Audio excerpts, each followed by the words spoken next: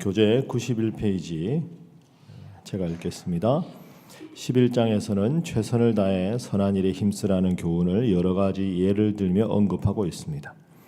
언제 어떤 재앙을 만날지 모르는 것이 인생인 만큼 늘 준비하며 살아야 한다고 말합니다. 그리고 자선을 베풀어도 그 대상을 제한하지 말고 가능한 한 널리 베풀고 투자할 때는 한 곳에만 하지 말고 여러 곳에 나누어 투자할 것을 권면합니다. 앞일은 아무도 모릅니다. 그러나 소중한 인생인 만큼 징조를 보고 재난에 대처할 줄은 알아야 합니다. 특히 이제 막 홀로 서려는 젊은이들에게 마음껏 원하는 일을 하면서 살 것을 권면합니다.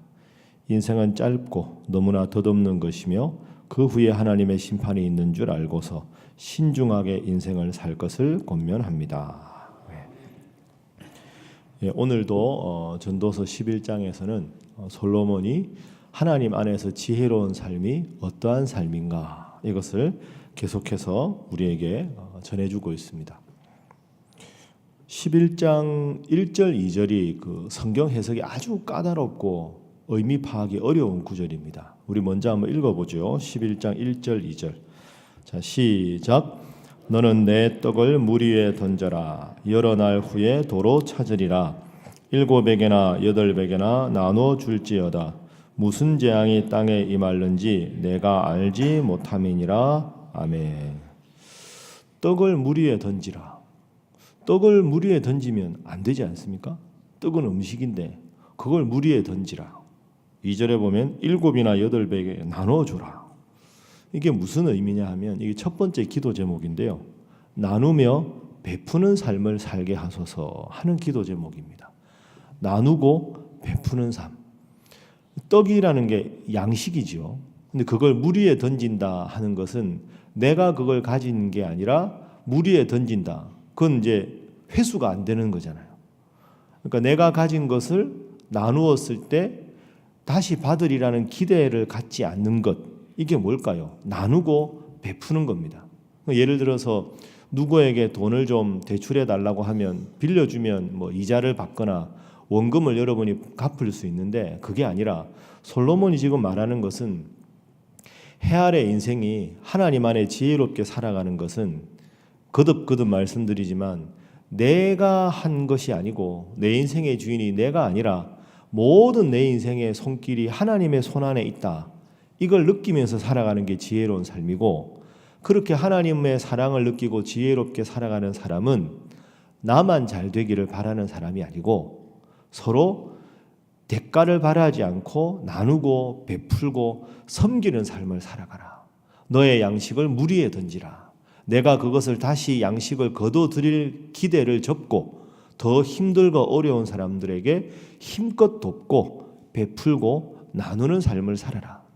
그리고 그 대상을 나하고 친한 사람 하나 이렇게 하지 말고 하나님 주시는 것만큼 많이 나누고 많이 베풀어라. 그래서 2절 말씀에 보면 7에게나 8에게 나눠주라. 할 수만 있으면 적든 크든 간에 가진 것을 나누고 구제하고 섬기는 삶이 필요하다 하는 것이죠. 그러니까 이것은 사실 여러분 개인도 그렇지만 교회가 해야 될 일이 이런 일입니다. 교회는 이웃을 위해서나 지역을 위해서나 봉사하고 섬길 때 대가를 바라고 하는 게 아니지요. 그래서 제가 교회 와서 여러분들의 그런 말씀 많이 드렸는데요. 여러분 이웃에게 베풀고 섬길 때 이거 줄 테니까 꼭 교회 오세요. 이런 말 하지 마십시오. 그 별로 도움 안 됩니다.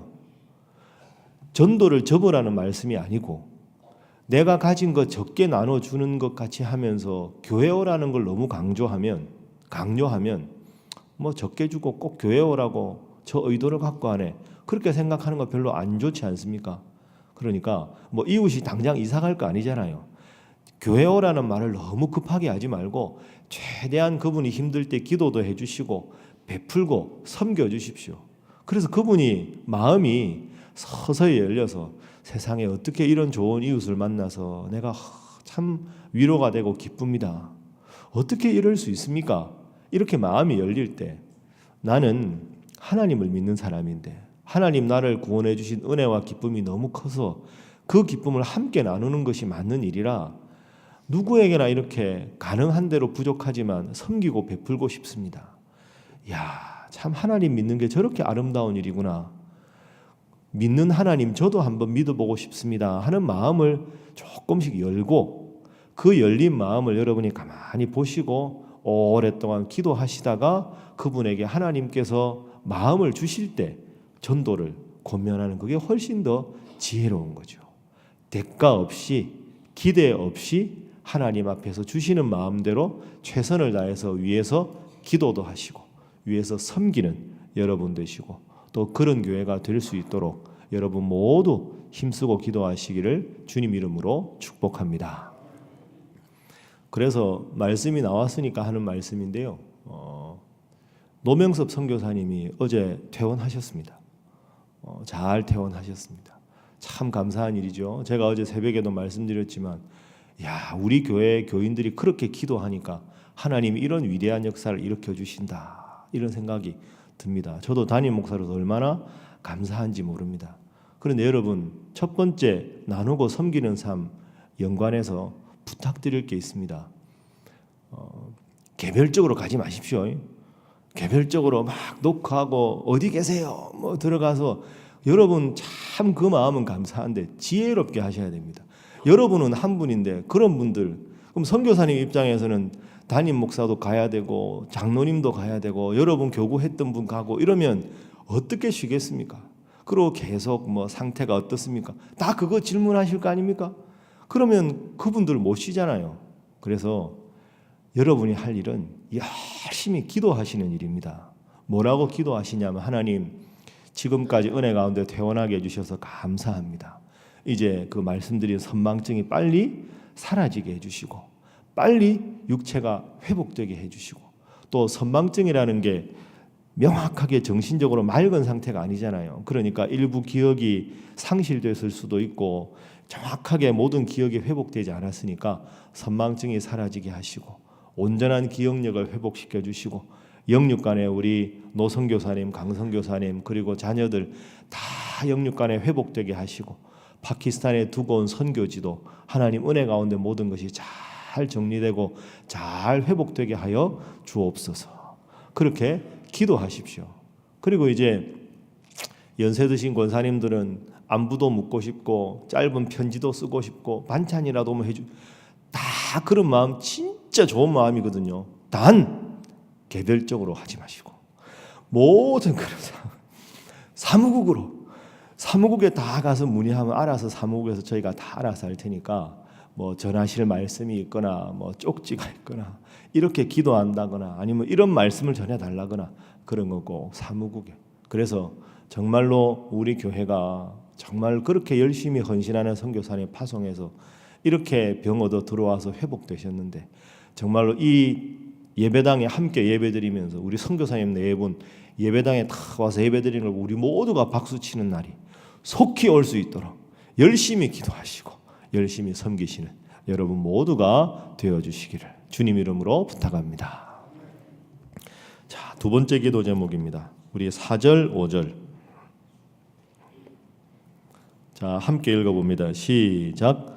풍세를 살펴보는 자는 파종하지 못할 것이요 구름만 바라보는 자는 거두지 못하리라. 바람의 길이 어떠함과 아이 벤 자의 태에서 뼈가 어떻게 자라는지를 내가 알지 못함같이 만사를 성취하시는 하나님의 일을 내가 알지 못하느니라. 아멘. 자, 4절 말씀해 보면 풍세, 바람의 이 색이나 방향만 살펴보거나 그렇게 하는 사람은 파종하지 못한다. 구름만 바라보는 자는 거두지 못한다. 농사 지을 때 해야 될 때가 있습니다. 모내기를 가을에 하면 안 되지 않습니까? 모내기 해야 될 때 모내기를 하고, 밭에 김 매줄 때는 김을 매주고, 수확할 때는 때를 맞춰서 해야 되죠. 전도서 3장에도 모든 일에 때가 있다고 하지 않습니까? 그러니까 두 번째 기도 제목은 게으른 자가 되지 않고 성실한 자가 되게 하소서 하는 것이 하나님 솔로몬을 통해 주시는 지혜의 두 번째 교훈입니다. 게으른 자가 되지 않고 성실한 자가 되는 것. 방금 읽은 4절 말씀에 풍세를 바라본다. 이 원문을 보면 풍세만 바라본다. 그러니까 자기가 해야 될 일만 생각하고 지금 예를 들어서 못 심게 해야 될 때 오늘이 바람이 부네. 그리고 풍세만 바라보고 그 핑계로 모내기 안 하고 내일도 바람 불면 오늘도 날씨가 안 좋네 안 하고 자꾸 자기의 게으름을 주위 환경만 가지고 탓하고 게으른 걸 합리화하는 삶을 살아서는 안 된다 하는 거죠. 왜 그렇습니까? 5절 말씀에 보면 어떻게 자라는지는 모릅니다. 만사를 성취하시는 분은 하나님이기 때문이죠. 때로는 해야 될 때가 있으면 환경에 관계없이 최선을 다하고 성실하게 맡은 바 역할을 잘 감당해야 되는데 우리가 참 그러지 못할 때가 있습니다. 핑계대는 것. 제가 보니까 우리 주님이 참 싫어하시는 여러 가지 중에 하나가 핑계대는 겁니다. 그 가장 대표적인 예가 마태복음 25장의 달란트 비유 아닙니까? 5달란트를 받아서 5달란트를 더 남기고 2달란트를 받아서 2달란트를 더 남긴 종은 칭찬을 받았습니다. 그런데 1달란트 받은 종은 뭐라고 합니까? 당신은 굳은 사람이라 거두지 않은 데서 거두는 사람입니다. 그래서 이걸 제가 땅에 파묻어 두었습니다. 여러분 게으른 사람이지요. 종이 3사람 나오면 2사람은 주인에게 칭찬받기 위해서 최선을 다해서 일하는데 그거 그냥 땅에 탁 파묻어 놓고 변명입니다. 변명. 왜 변명일까요? 주인이 그 말을 듣고 뭐라고 말합니까? 이 어리석은 자야, 만약에 내가 그렇게 나를 생각하는 종이라면 이걸 마땅히 취리하는 자, 이자를 받는, 요즘 말로 하면 너 그렇게 생각할 게 아니라 그러면 1달란트 은행에다가 넣어놨으면 은행 이자라도 받을 텐데 땅에 묻어두니까 아무것도 아니지 않느냐. 그러니까 1달란트 받은 종은 주인과의 관계가 잘못된 겁니다. 당신은 굳은 사람이라, 당신은 고집세고 우리 말 안 듣는 사람 아닙니까? 그러니까 그 종은 그 말을 하는 순간 잘못된 종입니다. 주인 때문에 종이 일할 수밖에 없는데 주인의 은혜를 생각하지 않고 주인을 굳은 사람이라고 말하는 순간 종의 자격이 없는 거죠. 잘 생각하십시오. 핑계는 핑계가 문제가 아니라 하나님과의 관계가 잘못 설정된 겁니다. 하나님께서 주시는 마음대로 최선을 다하고 성실하게 해야 되는데 하나님 주신 마음 관계없이 하기 싫으니까 이런 핑계대고 저런 변명되고 그렇게 급급하다 보면 인생을 결국 하나님 앞에서 실패하는 인생이 되게 된다. 그래서 변명과 핑계는 그것만이 문제가 아니라 하나님과의 관계 설정이 잘못된 것이다. 여러분 가만히 보십시오. 제가 특정한 분을 염두에 두고 하는 게 아니라 자녀들도 마찬가지입니다. 성실한 사람은 매사에 성실합니다. 변명하는 사람은 매사에 변명합니다. 가만히 보세요. 그게 환경 따른 게 아닙니다. 하나님 맡겨주신 일에 대해서 정말 저분이 얼마나 힘들고 어려울까 하는데 하나님 맡겨주신 일은 정말 최선을 다해서 부족한 대로 열심히 하는 분은 모든 일에 열심히 하고요. 핑계대는 분은 분명히 일할 수 있는 여력과 시간이 돼도 늘 핑계댑니다. 뭐라고요? 하나님과 영적 관계가 바로 서지 않았기 때문입니다. 솔로몬이 그걸 지적하시는 거죠. 5절에 이를 성취하시는 자는 하나님이다. 하나님을 믿는다면 그때 성실하지 않을 수가 없다. 이게 솔로몬이 주는 교훈입니다. 여러분에게 하나님 맡겨주신 일이 있습니다. 그냥 교회 일만 아니라 어머니로서, 아버지로서, 할아버지로서, 할머니로서, 그리고 부모로서, 자녀로서 그거 다 하나님 맡겨주신 일이지요. 하나님 맡겨주신 일, 하나님 주신 지혜로 변명과 핑계가 아니라 성실하게 감당하시는 여러분 모두가 될 수 있기를 주님 이름으로 부탁합니다. 자, 마지막 3번째 교훈은 주님 안에 행복한 인생 되게 하소서 하는 겁니다. 주님 안에서 행복한 인생이 되게 하소서. 오늘 본문 마지막에 젊은이들을 위한 권고의 말씀이 나오지요. 자, 우리 9절 말씀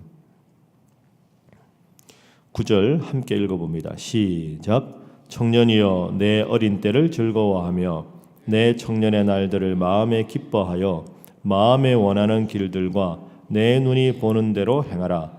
그러나 하나님이 이 모든 일로 말미암아 너를 심판하실 줄 알라. 아멘. 솔로몬이 청년들에게 권합니다. 자, 청년들에게 너의 때를 즐거워해라.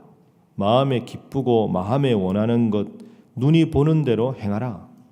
청년들아, 노년 때가 쉽게 오니까 젊을 때 하고 싶은 일 하고 살아라. 즐겁게 살아라. 행복하게 살아라. 솔로몬이 인생 말년을 지나면서 젊을 때 하고 싶은 대로 살아가는 거 그게 행복이다. 그런데 이 말씀을 잘못 읽으면 그래 내 하고 싶은 대로 하라고요. 좋습니다. 요 구절을 딱 가지고 부모님한테 딱 들이대고 부모님 솔로몬이 이렇게 말했습니다. 이거 아닙니다. 이건 방종을 말하는 게 아니고 제일 뒤에가 중요합니다. 그러나 하나님이 이 모든 일로 말미암아 너를 심판하실 줄 알라. 그럼 이게 무슨 말일까요?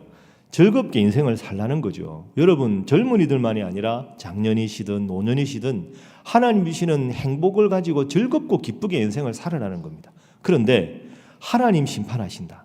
하나님 안에서 즐겁고 기쁘게 행복을 누려라.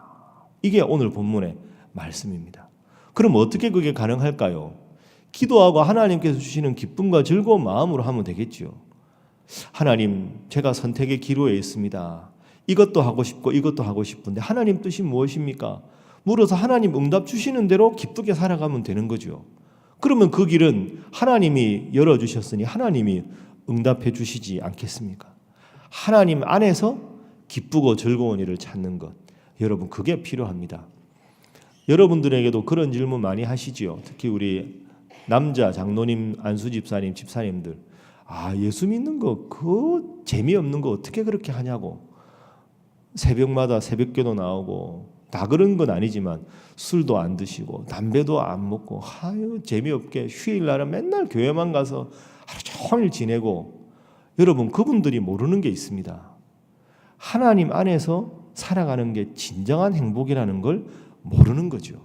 그러니까 여러분은 그런 말을 들으면서 허허 하고 너트웃음을 지어야 됩니다. 하나님 믿는 게 얼마나 즐거운 일인데 새벽마다 와서 기도하는 게 내 인생의 가장 값진 시간이고 주일이면 하나님 앞에 와서 봉사하고 예배하는 게 내 인생의 가장 기쁜 일이다. 여러분 그렇게 부모가 살아가면 젊은이들이 이 말씀 듣고 아멘 하지 않겠습니까? 그래 내 사랑하는 부모님 보니까 정말 하나님 앞에 예배하는 게 너무 기쁘고 행복하고 하나님께 기도하고 그 뜻대로 순종하고 살아가는 것이 제일 큰 즐거움이구나. 하나님 우리 부모님께 주신 저런 하나님 믿는 즐거움을 저에게도 허락하여 주옵소서.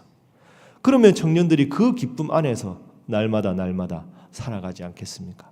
그래서 이 구절은 젊은이들에게만 주는 말씀이 아니라 부모인 우리에게 인생의 궁극적인 기쁨을 믿음 안에서 찾아가는 부모가 되라 하는 그런 교훈을 주십니다.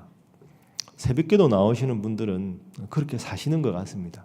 이건 진짜 자발적인 모임 아닙니까? 새벽에 일어나기가 참 힘든데 우리 서로 받은 기쁨을 다른 사람은 알 수가 없도다. 그래서 여러분 오늘도 잘 나오셨습니다.